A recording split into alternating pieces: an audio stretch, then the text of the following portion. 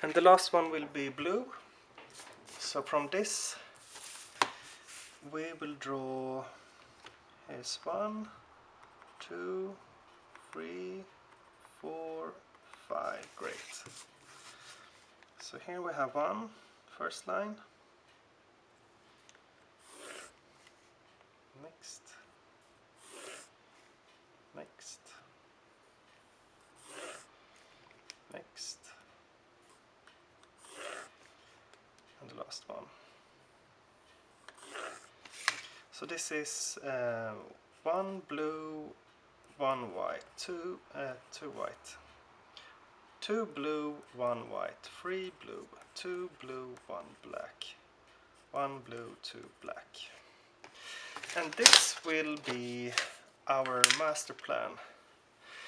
And the great thing is that here we will have a very light yellow through the whole line, and then we will mix here to get the bright yellow. Here we will have a bright red, and they will actually cross here, so we will be mixing light yellow, yellow and white, light red, and so on. So we will have like all the colors.